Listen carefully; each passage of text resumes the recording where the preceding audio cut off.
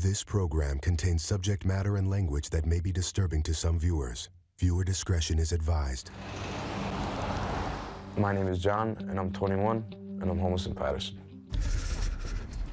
What's up, OG? Fine, Where'd you get these from? I'm fine. Stole it off the truck. My younger boy, John, smart, very smart. Basically, he could do anything he wanted to if he just put his mind to it, you know? Who is that? My brother. Tommy! Is that him? Yeah. Is that your brother? Mm-hmm. My name's Thomas, I'm 23, and I'm homeless in Patterson, New Jersey. Thomas was the sweetest little boy, just loving, loved his family, took care of his little brother, took care of me, was always just a caretaker.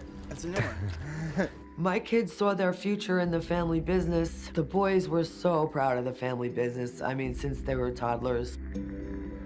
He started it with a chainsaw and a station wagon, and he built one hell of a company. Nothing was better than the feeling like waking up in the morning, going to work. Me, my grandfather, and my dad, it was definitely a cool feeling.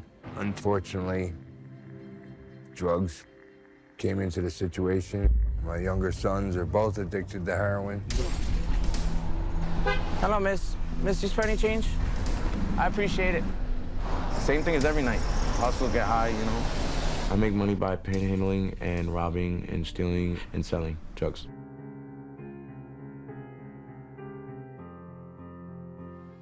The day Thomas was born, when I first saw him and held him, it was just like, can't even describe the feeling. It's my boy. I loved my son. When I found out I was pregnant with Thomas, I was elated, I was happy. And when I found out I was pregnant with John, I was shocked. I had an infant, and here was another one. But definitely happy. My sons growing up were almost like twins. Linda brought the baby right from the hospital to my house. Thomas and Johnny were staying there already. Our thought was to save money and, you know, start a family and maybe save for a house. I was happy, you know? I had a beautiful wife and two beautiful boys. When we were little kids, you know, my relationship with my brother when we were growing up was solid, you know? It was just like everything we did, you know, was together. My childhood, good and bad. My parents, they were always addicts and drinking, getting high. Thomas was probably 6 or 7 when he caught me using crack, or he saw the pipe in my mouth. But I turned around and he was there and he saw me, and I just felt like the biggest loser, piece of crap. I felt horrible. Linda was a real loose cannon, man. You know, a lot of fun to be around, but nothing but trouble. We grew up with, you know, like, you know, just crack pipes you'd find. And there was always beer cans everywhere, and I could walk through and I could smell. And when I was little, I always thought it was burning rubber, but it turns out now that I know what the smell is now, it's crack. Back then, I just drank a lot, and crack, I'd smoke crack. I was a crackhead, you know? My dad used to beat on her, my mom would beat on him, you know? There was a lot of violence, you know? There was a lot of violence. There was holes in all the walls. Thankfully, we had my grandparents. My grandparents pretty much raised me and my brother. I mean, there was a period in time when John and Linda would go out every night. I mean, I had the boys constantly. Me and Johnny would go out. I guess we did take advantage of the fact that we did all live together and someone was always home. The grandparents were usually home, so we could slip out and do our thing. But I knew they were safe, you know, and they were with my family. So I would come and go. Like, in my mind, I really wasn't abandoning them, you know? But now that I should have been there. My grandmother, she would make sure as soon as I came home from school, I did my homework and try to get me to regain the structure of a normal kid, you know? And like try to push me to join sports. I love my grandparents. They're everything to me. Do you think about your grandparents a lot?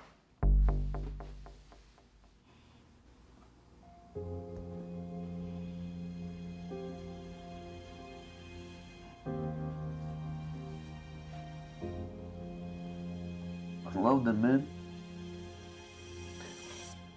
When I was 16, my mom and my dad separated. My mom kind of disappeared for a while where I didn't hear from her. I didn't know what was up. I was heartbroken leaving my kids there, but I also knew the fighting. It was abusive, it was unhealthy. I protected the boys and kept them with me. They were incredibly resilient kids. Tom and John just went on living their lives. They had their friends, they went to school, they didn't get in trouble. I like school, but no, I didn't graduate. They absolutely loved doing every aspect of tree work. That was supposed to be their future. That was going to be their careers. And once I retired, it kind of fell apart, you know? I was 18, just going on 19 when my grandfather retired from the tree service. He gave me, my father, the company. I left him with a bucket truck, a big commercial chipper, chainsaws, you know, enough to keep him going. This time I thought he would have straightened out his life, and it never happened. And the business basically went under. I feel like the family business was my future. My life was already in a spiral almost at that point. In a few months' time, Thomas was also on heroin. John was 17 and Tom was 19 when they began living on the street. Tom didn't want to leave his brother there, and then John went in to get them both out, and then they all got caught in the web. Now, my son John, my grandsons Thomas and John are addicted to heroin. It's like Russian roulette. If they don't stop, one of them or all of them are gonna die. I just hope I live long enough to see him get straight. And I'm running out of time. Hold out. It's not too bad, bro. Cold in here, bro. Right now, where I'm living, it's a abandoned house with a garage next to it. It's me, my father, my soon-to-be wife, Christina. Tommy, he's probably like the best thing that's happened to me in a long time. I'm like so happy with him, so glad I met him. We live inside the garage because it's smaller, easier to keep somewhat warm. I'm not playing, dude. Tommy's relationship with his dad is pretty much more like a friend relationship. He's on the streets with us, he gets high with us. You know, we're family, and we won't never leave each other. Through thick and thin, you know? We're gonna be together.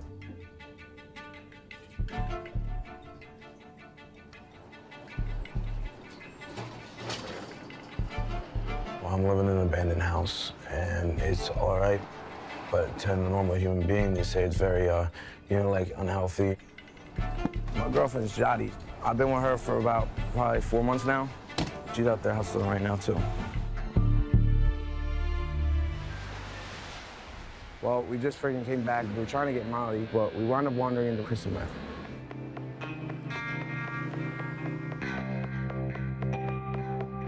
There's an abandoned bus, the Magic School Bus in the city of Patterson, where all the junkies come to play. A getaway spot where people can hide long enough to just get into a corner and shove a needle in their arm or neck. It's okay, he's CPR certified. Is he? No. No, our relationship was strong. You know, he always had my back. I always had his. Tommy. This is the part where I bounce it back up on the train tracks where I started at. John has overdosed probably 4 or 5 times that I know of. I want to chill for a minute. Enjoy this wannabe high. Thomas has also overdosed at least 4 or 5 times. That is my worst nightmare, finding out that one of my sons have died living on the street. So tell me what you all think is the causes, what we call causes and conditions of Tom and John's addiction. You'd have to start with Johnny, their father and mother. They were years ago doing crack, and Tom and John stayed with us when John and Linda would be in and out doing their thing. So mother and father had active addictions. Do you guys drink? I had a drinking problem, and I walked away from it. I should tell you. Oh, yeah? Yeah. I could sit down and drink 40 years. I'll drink a whole fifth by myself. We partied, but I mean always in the home. And the kids were always safe. My parents were not the typical parents. My mom, I feel, my mom is an alcoholic. She might have been home more, but she was always drinking. And so John, did he pick up drinking or? During the course of tree work, John's back got bad. He had several back surgeries, pain pills. And the next thing you know, he did crack. And when I retired, everything fell apart. Everything fell apart. For the boy. You can't smoke crack and take pills and all that and expect to keep a business, right? Oh no, he was fine working on crack. That was no problem. He was up and on the job with him every day. He had no problem. Well, what I know about people who smoke crack and do pills is they end up selling everything, right? Well, no, it wasn't the crack. It was the heroin. Is the business, does he still have the business? And no, that's the problem. So what eventually happened? We gave him all the tree work equipment. And next thing you know, the chip was stolen. Right. Thousands of dollars worth of chainsaws. Yeah. Just gone. And then, you know, one thing after That must have another. broke your heart to see your business go down like that. Oh, yeah. John! I worry about John on the streets because he's a little more free. John! I don't think he pays attention to what's going on around him. They're in a very bad area. John! See, this is when I start getting crazy. John! John! God. All right, I'm going to Godwin.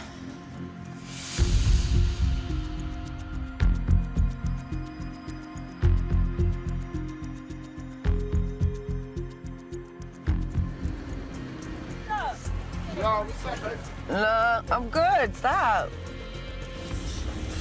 Getting sick to my stomach now. That's 25th or 26th. Yeah, baby, pull here.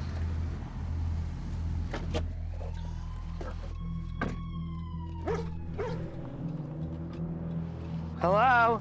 Dad, Mommy! Hi, baby. Mommy! Hi! My relationship with my mother right now is a good relationship. We're close, we talk. Definitely better than what it was. So how's John been? I haven't seen him in days. I'm looking all over for him. You saw him recently? Yeah, I saw him yesterday. Yesterday? He's good, okay? Yep. All right, good. So there's some food Oh, here. my God, it smells so good. Yes. Mama! When Linda stops by, it's very nice. I don't know, it's always nice to get food. You get a shower now? Very cool. Nice. Not bad at all. There's garbage on the floor. There's a rug hanging for where the door is, I guess for warmth. It breaks my heart just to see them living that way. Johnny and Linda were an inseparable couple. They really were. But they were this kind of extreme couple. Toxic. Yeah. And when crack came around, the two of them were just together and, like, you know, running the Gone. streets or locking themselves in the bedroom and, Right. you know, for days. Why would your parents allow that? Johnny was allowed to do whatever he wanted. Interesting. And he was the climber for my father's company. If Johnny wasn't working, now they that's couldn't do a job. Okay, now. So, you know, now, you give me okay. money or I'm not working tomorrow. Right. Everybody holding everybody hostage. When the boys were living there, then they'd use them. Right. Well, I'm gonna take the boys. Right. Johnny and Linda would use the kids as pawns. Everybody in the family loved the boys and worried about the boys. So they would threaten to take the boys if they wanted money. They loved the boys, but they definitely used them to get what they wanted. Johnny could do no wrong. We were extremely tight. Growing up. And now from what I hear, he hates me. I got custody of Tom and John when they were in 2nd and 3rd grade. The boys were with me for the school year. My husband and I and my kids, Sean and Amanda. They did well in school. They were very happy. But at the end of the school year, Johnny and my father, Walt, picked the boys up because Johnny and Linda were granted custody back. Soon after, Johnny and Linda started going back to their same old ways. And when's the last time you saw Tom and John? A couple years. I'm glad you're being a part of this, but you gotta watch yourself too, you know, because it's very easy to slip back. It's a constant thing, you know. My son, Sean, is a heroin addict also.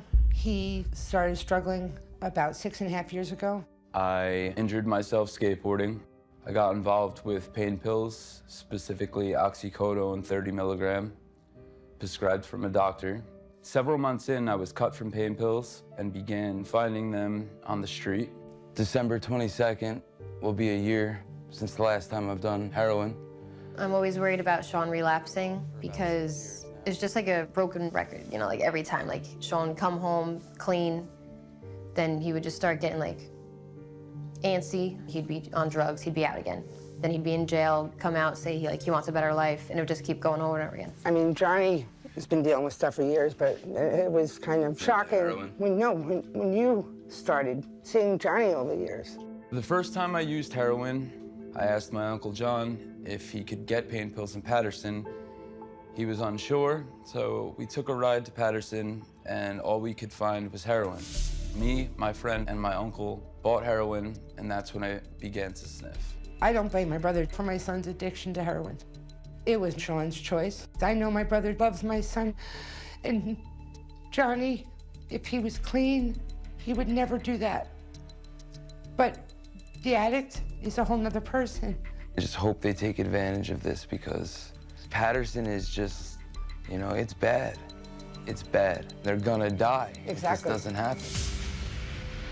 You're the matriarch of this family. Your attitude has to change about enabling. Because I want them to have some kind of a life. I think that's why she gives them so much. She really does just want the best. Them having the best and the enabling that has gone on through the years is not working. I can't think. What's going on? Are you all right? Yeah, I just want to smoke a cigarette. I understand. I'll make sure she's clear. All right, thank you. Are we done? I think so. I don't know. Let's stop asking questions. I want to get out of here. I know.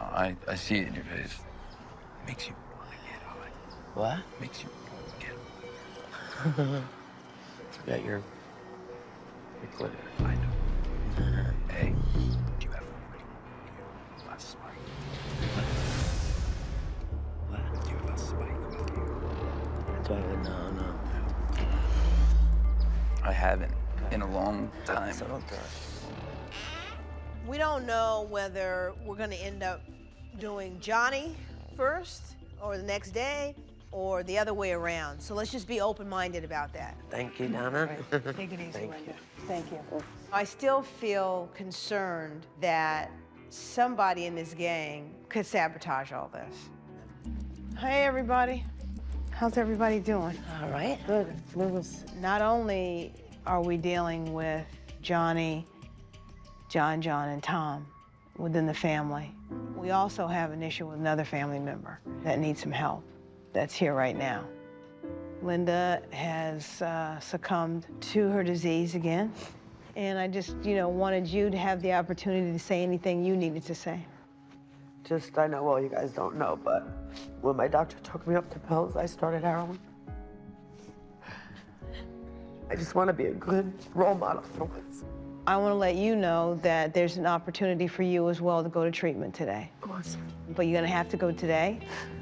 And I suggest that you all have no contact after today. Okay. And that you focus on yourselves. Dear Johnny, your addiction has changed you so much, physically and mentally. I fear what can happen to you every day. It has stolen the happy, fun person and has left behind an angry, paranoid person that doesn't have to be your life. It's not you. It's what the drugs have done to you. I love you. I love you. What's being offered to you is to go to treatment and to go today. What about my boys? We're going to do their intervention next. You can't save the boys, but what we're giving you is a link to life, and we're going to also give them a link to life. So your focus can't be what's going on with them. They're now adults. They have to go take their own journey. Will you go? Yeah. He's ready. And I'm glad he's not angry, lashing out at everybody, because I kind of thought that's what was going to happen. I got good news for everybody. It looks like we found both the boys. Oh, yay. So it looks like before you leave that you'll be able to Good. be able to see him. Linda? Dear John, as a baby, I remember how cuddly and cozy you were to hold. You would just cling to my hip for hours. And I know I haven't always been there for you as a mom. Addiction has ravaged my life, and now it's taken a toll on you. Please take this gift. Please. Thank you, honey. I love you so much. I'm going to. Holy sh**. Hey, Tom. What's up? Welcome. My Gramps. He looks good, too. Yeah, he does. Yes. Dear Thomas, my #1 son, I need you to know how deeply sorry and regretful I am for not always being there, either physically or emotionally. Thomas, I know you suffered for that. Addiction has torn a huge gaping hole in our family life. However, today is an opportunity for you to rise above it all and get the help you need, Tom. Please accept this gift I found for you, please. I love you. We're giving you the opportunity, if you say yes, to go to treatment today. Will you go? Yeah. Yes? All right, great. I love you. And along with you, your brother is going to go, John. Your dad is also going to go. And your mom is going to go as well, because she knows that she needs to get help and get sober too. And you know what? Christina is going to also get some help too. There we go. I could see that was stressing you there for a minute, man. Hey, bring it in, man. Come here. Yeah, man. We did it. I am very hopeful that it's a success for John, for Linda, for Tom and John. I just love them and want them to have the lives they deserve. Sean, stop.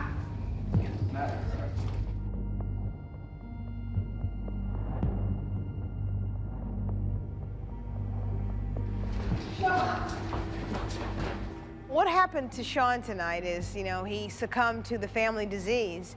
Hold up, buddy. Hold up. And when Johnny asked him to come in the bathroom to help him shoot up, I think Johnny gave Sean a bag of dope and a rig. So Sean got high before the intervention.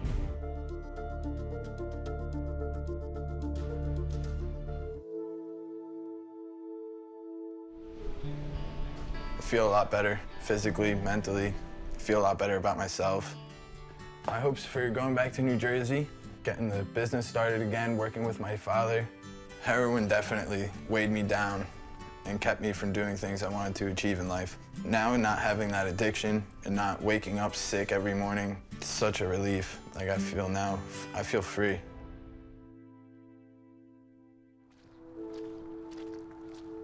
I stayed in the treatment center for 26 days before, I AMA'd. I pretty much left treatment because of, my girlfriend Jody being so far away. I wound up taking a bus all the way back to New Jersey.